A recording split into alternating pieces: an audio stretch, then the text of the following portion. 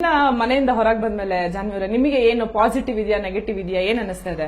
ಇಲ್ಲ, ಹೊರಗಡೆ ಬಂದ್ಮೇಲೆ ತುಂಬಾ ಪಾಸಿಟಿವ್ ಇದೆ, ಬಟ್ ನನಗೆ ಬೇಜಾರಿದೆ. ಯಾಕಂದ್ರೆ ನಾನು ತುಂಬಾ ಚೆನ್ನಾಗಿ ಆಟ ಆಡಿದೀನಿ. ಯಾಕಂದ್ರೆ ನನ್ಗೆ ಯಾವ್ದೇ ಒಂದು ಗಿಲ್ಟ್ ಇಲ್ಲ. ನಾನು 100% ಕೊಟ್ಟಿದ್ದೀನಿ. ನಾನು ಮಾತಂತ ಇರ್ಬೋದು, ಟಾಸ್ಕ್ ಅಂತ ಇರ್ಬೋದು, ಮನೆ ಕೆಲಸ ಇನ್ವಾಲ್ವ್ ಆಗೋದಿರ್ಬೋದು, ತಪ್ಪುನ ತಪ್ಪು ಅಂತ ಎತ್ತಿ ಹಿಡಿಯೋದಿರ್ಬೋದು, ಮುಖಕ್ಕೆ ಹೊಡೆದಂಗೆ ಹೇಳೋದಿರ್ಬೋದು, ಅದೇ ಬಿಗ್ ಬಾಸ್.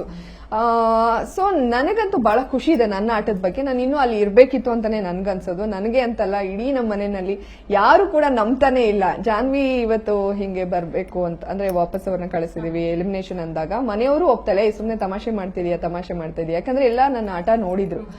ಸೊ ಒಳಗಡೆ ಇದ್ದಾಗ ಸಣ್ಣ ಪುಟ್ಟ ತಪ್ಪು ಮಾಡಿದಾಗ ದೊಡ್ಡ ಟ್ರೋಲ್ ಆಗೋದು ಅದು ನನಗೆ ಗೊತ್ತು.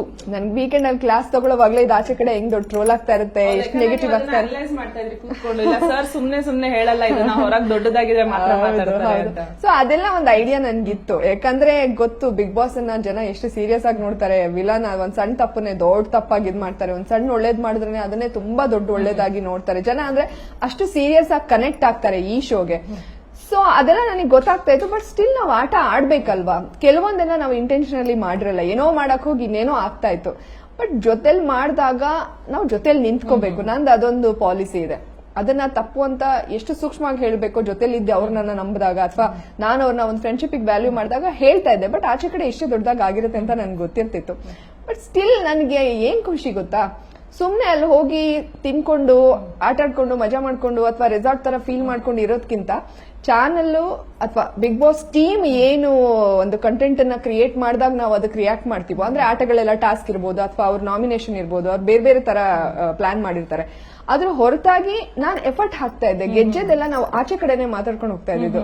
ನನ್ನ ಫ್ರೆಂಡ್ಸ್ ಎಲ್ಲ ನನಗೆ ಐಡಿಯಾ ಕೊಟ್ಟಿದ್ರು, ಅದ್ರಲ್ಲೂ ನವ್ಯ.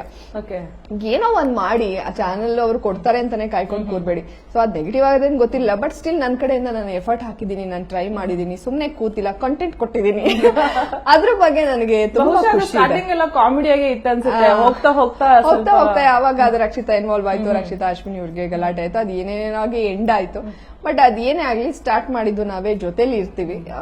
ಕೆಲವ್ರಿಗೆ ಅದು ಕೋಪ ಜಾಸ್ತಿ ಇರುತ್ತೆ, ಆನ್ ಫೇಸ್ ಹೇಳ್ಬಿಡ್ತಾರೆ. ಅದ್ರದ್ದು ಆಫ್ಟರ್ ಎಫೆಕ್ಟ್ ಏನು ಅಂತ ಅವ್ರಿಗೆ ಗೊತ್ತಾಗಲ್ಲ.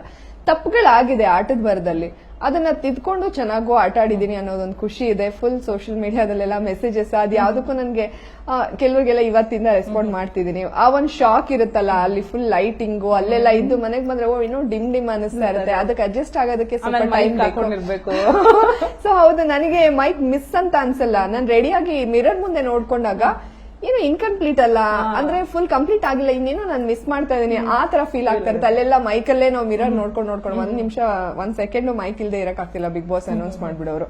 ಸೊ ಏನೋ ಮಿಸ್ಸಿಂಗ್ ಅಲ್ಲ ಅನ್ನೋ ತರ ಫೀಲ್ ಆಗ್ತಾ ಇರುತ್ತೆ. ನೋಡಿದ್ರೆ ಮೈಕ್ ಅದೊಂಥರ ನಾವು ಡ್ರೆಸ್ ಎಲ್ಲ ರೆಡಿ ಆಗಿ ಇಯರಿಂಗ್ಸ್ ಎಲ್ಲ ಹಾಕೊಂಡು ಅಥವಾ ಏನು ಎಲ್ಲ ಹಾಕೊಂಡು ರೆಡಿ ಆದಾಗ ಹೆಂಗ್ ಕಾಣಿಸ್ತೀವೋ, ಏನೋ ಒಂದ್ ಮಿಸ್ ಆದ್ರೆ ಅಯ್ಯೋ ಇಯರಿಂಗ್ಸ್ ಹಾಕಿಲ್ಲ ಅನ್ಕೋತಿದ್ವಿ. ಬಟ್ ಇವಾಗ ಏನೋ ಮಿಸ್ ಅಲ್ಲ, ಮೈಕ್ ಮಿಸ್ ಅಷ್ಟು ಒಂಥರ ನಮ್ಗೆ